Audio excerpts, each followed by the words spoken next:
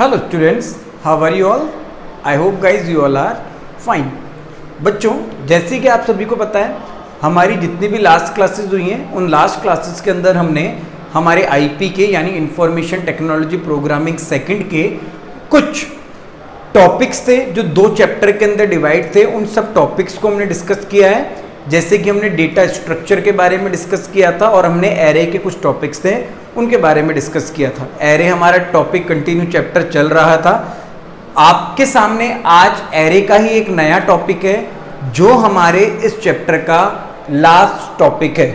मुझे लगता है ये सुनते ही तो आप लोगों के चेहरे पे मुस्कान आ गई होगी कि इतने दिन से एरे चल रहा है, लगभग 15 के आसपास लेक्चर हो चुके हैं और एरे वाला जो चैप्टर है वो अभी तक खत्म नहीं हो रहा है। मगर बेटा 15 लेक्चर लगे हों एरे को करने में, मगर हमने उसका एक एक टॉपिक कवर किया है। बोर्ड में कहीं से भी अगर क्वेश्चन आएगा तो आप उसे आसानी से कर पाओगे। समझ आई आपकी बात? यही हमारे लिए एक इम्पोर्टेंट चीज़ है, यही हमारे लिए एक इम्पोर्टेंट बात है कि हमें सब कुछ पढ़ना है ताकि बोर्ड में क्वेश्चन कहीं से भी आ जाए हम उस क्वेश्चन का आंसर दे पाएँ। तो चैप्टर नंबर 2 हम चला रहे थे एरे, जिसका नाम था, उसका आज लास्ट टॉपिक हम डिस्कस करने वाले हैं जिसका नाम है मेमोरी अलोकेशन। क्या नाम है?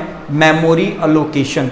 एरे को बनाने के बाद जो उसे मेमोरी में स्पेस मिलता है, उस स्पेस के ऊपर आज हम बात करने वाले हैं। उसे कंप्यूटर की लैंग्वेज में हम कहते हैं स्पेस मिलने को मेमोरी का अलोकेट होना, मेमोरी का अलोकेशन होना। कंप्यूटर में मेमोरी का मिलना क्या कहलाता है? एरे अलोकेशन या मेमोरी अलोकेशन कहलाता है। क्लियर है बेटा? एरे में मेमोरी अलोकेशन पढ़ना इसलिए जरूरी है क्योंकि 2 तरीके से मेमोरी अलोकेशन होती है। एक होती है स्टैटिक और एक होती है डायनेमिक। स्टैटिक और डायनेमिक को शुरू करने से पहले अगर मैं बात करूं आपसे, फॉर एग्जांपल मैं कहूं मुझे 10 स्टूडेंट्स की, 10 बच्चों की एज स्टोर करनी है, तो आप पता है, आप सभी को पता है, आप एक एरे बनाओगे इंटीजर डेटा टाइप एज नाम से और उसका साइज आप 10 दे दोगे और उसके अंदर आप 10 बच्चों की एज स्टोर करा सकते हो। अब मैं तुम्हें कहूं कि मुझे कुछ स्टूडेंट्स हैं उनकी एज स्टोर करनी है, मगर मैंने ये नहीं बताया कि मुझे कितने स्टूडेंट्स की एज स्टोर करनी, तो ये कहीं ना कहीं तुम्हारे लिए एक कॉम्प्लेक्स सिचुएशन है कि सर ने बताया नहीं। तो ये क्या है, इस जगह, इस सिचुएशन में कैसे मेमोरी में स्पेस मिलेगा, यही चीज आज हमें यहाँ पे देखनी है। इसीलिए हमें आज टॉपिक शुरू करना है जिसका नाम है मेमोरी अलोकेशन। क्या नाम है? Memory allocation. एरे को मेमोरी में 2 तरीके से स्पेस मिलता है। एक होता है स्टैटिक मेमोरी अलोकेशन और एक होता है बेटा डायनामिक मेमोरी अलोकेशन। स्टैटिक और डायनामिक में क्या डिफरेंस होता है? स्टैटिक का मतलब होता है जो जैसा है वो वैसा ही रहेगा। जैसे फॉर एग्जांपल मैंने कहा कि 10 बच्चों के उम्र या 10 बच्चों के मोबाइल नंबर स्टोर करने हैं, तो वो स्टूडेंट्स कितने रहेंगे? 10 ही रहेंगे। यहाँ पे स्टैटिक है। आपको पता है कि आपको मेमोरी में 10 स्पेस की जरूरत है जिसमें 10 बच्चों की उम्र स्टोर हो सके, तो इसे हम क्या कहेंगे? स्टैटिक मेमोरी अलोकेशन कहेंगे। क्लियर है? डायनामिक मेमोरी अलोकेशन क्या होता है? जो बदलता रहता है, जिसमें ये निर्धारित नहीं है पहले से, या पहले से ये डिसाइड नहीं है कि कितनी वैल्यू स्टोर होने वाली है और हमें कितनी वैल्यू को स्टोर करना है। उसे हम क्या कहेंगे? डायनामिक मेमोरी अलोकेशन कहेंगे। क्या कहेंगे बेटा? Dynamic memory allocation. हमारा जो ये वेदर है ना, हमारा जो मौसम है, ये सब डायनामिक है। ये समय के साथ क्या होते हैं? बदलते रहते हैं। क्लियर है? मगर स्टैटिक क्या है? जो जैसा है वो वैसा ही रहेगा, जो कभी भी चेंज नहीं होगा। तो एरे को स्टैटिक मेमोरी स्पेस भी मिल सकता है जिसमें हम साइज दे दें और फिक्स कर दें कि इतने ही मेमोरी में स्पेस मिलेंगे, और डायनेमिक भी हो सकता है जिसका साइज हम इंक्रीज और डिक्रीज दोनों कर सकते हैं, साइज को ग्रो और श्रिंक भी कर सकते हैं। क्लियर है बेटा? तो शुरू करते हैं स्टैटिक मेमोरी अलोकेशन से। सबसे पहला पॉइंट मैंने लिखा है स्टैटिक मेमोरी अलोकेशन का before run time. Static memory allocation program को रन कराने से पहले, यानी प्रोग्राम को बनाते वक्त, जब हम उसका कोड लिखते हैं, कोड करते वक्त ही एरे को साइज दे दिया जाए तो उसे हम क्या कहेंगे? स्टैटिक मेमोरी अलोकेशन कहेंगे। कुछ इस तरीके से, जब मैं प्रोग्राम बना रहा हूं और प्रोग्राम को बनाते वक्त ही मैंने ए नाम से एक एरे बनाया और उसका साइज मैंने 7 दे दिया, तो मेमोरी में ऑफकोर्स मुझे 7 स्पेस ही मिलने वाले हैं। तो जब मुझे मेमोरी के अंदर 7 स्पेस मिलेंगे तो ये क्या है? स्टैटिक है। अब मैं इस प्रोग्राम को जितनी भी बार एग्जीक्यूट कराऊंगा, जितनी भी बार मैं इसे रन कराऊंगा, तो मुझे एरे के अंदर 7 स्पेस ही यहाँ पे मिलेंगे, उससे ज़्यादा नहीं मिलेंगे। तो हमने वो कंपाइल टाइम और रन टाइम इनिशियलाइजेशन पढ़ा था कि एरे को बनाते वक्त ही वैल्यू देना कंपाइल टाइम होता है और एरे को रन कराते वक्त वैल्यू देना वो रन टाइम होता है। तो वो कुछ ऐसा ही है, जब एरे को बनाते वक्त ही उसका साइज फिक्स कर दिया जाए, स्टैटिक कर दिया जाए, तो उसे कहते हैं स्टैटिक मेमोरी अलोकेशन। क्या कहते हैं बेटा? Static memory allocation. क्लियर है? ये कब पॉसिबल है? How much memory we need, जब हमें ये पता हो कि हमें कितनी मेमोरी की जरूरत पड़ रही है। जैसे मैंने कहा मुझे 10 बच्चों की उम्र स्टोर करनी है, तो मुझे क्लियर है मुझे मेमोरी के अंदर 10 स्पेस चाहिए जिसके अंदर मैं 10 बच्चों की उम्र को स्टोर कर पाऊंगा। जब हमें पहले से ये पता है, पहले से पूर्व निर्धारित है कि हमें इतनी ही वैल्यू स्टोर करनी है, तो उस केस के अंदर हम स्टैटिक मेमोरी अलोकेशन को काम में लेते हैं। क्लियर है बेटा? स्टैटिक मेमोरी एलोकेशन में एरे का साइज हमेशा सेम रहता है, कभी भी चेंज नहीं होता है। जो आपने बनाया हमेशा उतने ही मेमोरी में स्पेस मिलेंगे। ये रन टाइम से पहले यानी कोड करते वक्त ही दिया जाता है और इसको देते वक्त हमें पता होता है कि हमें मेमोरी में कितने स्पेस की जरूरत होती है। क्लियर है? अब हम शुरू कर रहे हैं हमारा दूसरा लोकेशन मेमोरी का, जिसको हम कहते हैं डायनामिक।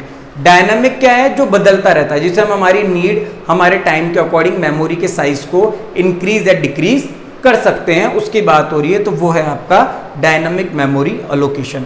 देखिए सबसे पहला पॉइंट लिखा है रन टाइम। स्टैटिक क्या था? बिफोर रन टाइम, मगर डायनामिक क्या? Run time. ये प्रोग्राम को बनाते वक्त नहीं होता है।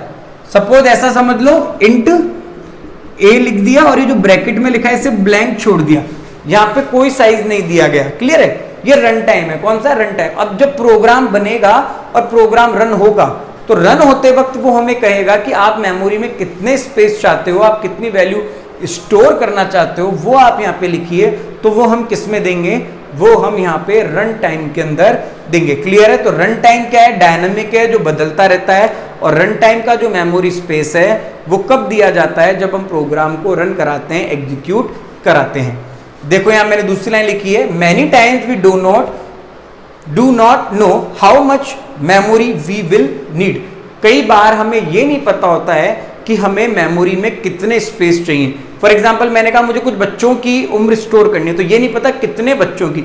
अब ऐसी सिचुएशन के अंदर स्टैटिक जो है वो तो सुटेबल नहीं है, वहां तो फिक्स होता है 10 तो 10, 11 तो 11, मगर डायनामिक यहाँ पे हमारे लिए सही है। उस समय जितने बच्चे होंगे, जितने स्टूडेंट्स होंगे, उनके हिसाब से हम वैल्यू को इसके अंदर स्टोर कर देंगे। क्लियर है बेटा? अब ध्यान देने का है, जब आप डायनामिक मेमोरी एलोकेशन करते हो तो कुछ फंक्शंस बने हुए हैं।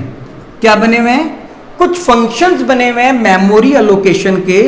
इन फंक्शंस को आपको यहां पे समझना है। सी लॉक, फ्री, एम लॉक और रियल लॉक। सी लॉक, फ्री, एम लॉक और रियल लॉक। क्लियर है? ये 4 आपके फंक्शंस हैं जो मेमोरी एलोकेशन डायनामिक के अंदर काम आता है। स्टैटिक में तो किसी की जरूरत ही नहीं है, जो जैसा है वो वैसा ही रहेगा, मगर डायनामिक में रन टाइम पे अगर आपको मेमोरी में स्पेस वगैरह चाहिए तो आपको कुछ ये फंक्शंस हैं, इन फंक्शंस को आपको काम में लेना पड़ेगा। फंक्शन को शुरू करने से पहले एक इंपॉर्टेंट बात बता दूं, मैंने यहाँ पे एक हेडर फाइल लिखी है स्टैंडर्ड stdlib स्टैंडर्ड लिब नाम से। ये वो हेडर फाइल है जिसके अंदर ये फंक्शंस मौजूद हैं। अगर आप एक डायनामिक मेमोरी एलोकेशन का प्रोग्राम बना रहे हो तो आपको स्टैंडर्ड लाइब्रेरी हेडर फाइल को ऊपर हेडर फाइल्स के अंदर लिखना पड़ेगा, तभी आप ये मेमोरी वाले जितने भी फंक्शंस हैं 4, सी अलॉक, एम अलॉक, री अलॉक और आपका फ्री, आप इन्हें जब ही काम में ले पाओगे। क्लियर है बेटा? सबसे पहला फंक्शन है सी अलॉक, अलोकेट मेमोरी टू एरे। जब आप एक एरे बना रहे हो और उसे रन टाइम पे मेमोरी में स्पेस दिलवाना चाहते हो तो आपको आपके प्रोग्राम के अंदर सी अलॉक फंक्शन को काम में लेना पड़ेगा। कौन से फंक्शन को? सी अलॉक फंक्शन को आपको काम में लेना पड़ेगा। एलोकेट मेमोरी टू एरे, आपके एरे को जो मेमोरी में स्पेस दिलाएगा उस स्पेस को दिलाने का काम किसका है? सी अलॉक फंक्शन का काम है। कई से कैलॉक भी कहते हैं, मगर इस सी अलॉक है, ध्यान दीजिएगा।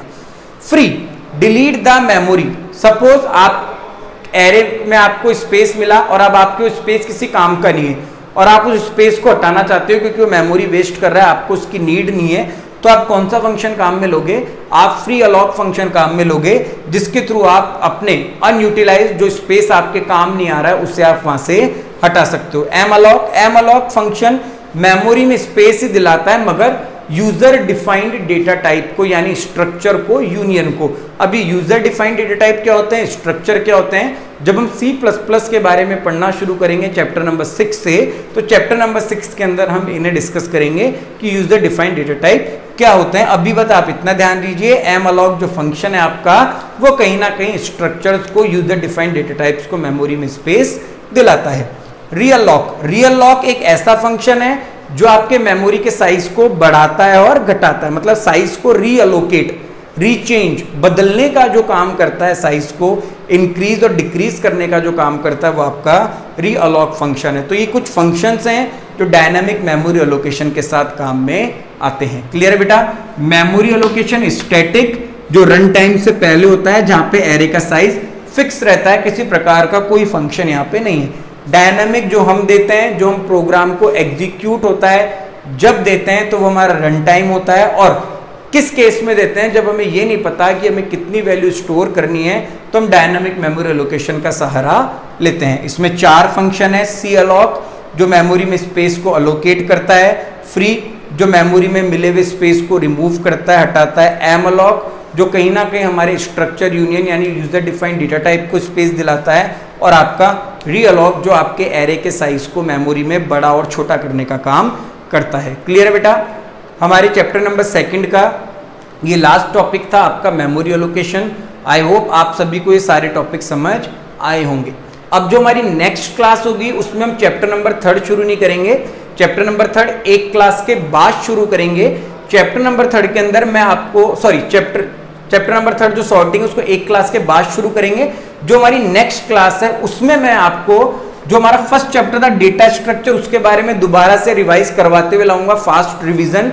और जो एरे था चैप्टर नंबर 2 उसको भी फास्ट रिवीजन के रूप में मैं आपको एक बार बताऊंगा, जिससे आपको एक बार सारे डाउट और सारी चीजें क्लियर हो जाएगी। आई होप आप सभी को मेमोरी एलोकेशन और उससे रिलेटेड स्टैटिक, डायनामिक और डायनामिक के जो फंक्शंस हैं वो समझ आए होंगे। Okay students, thank you.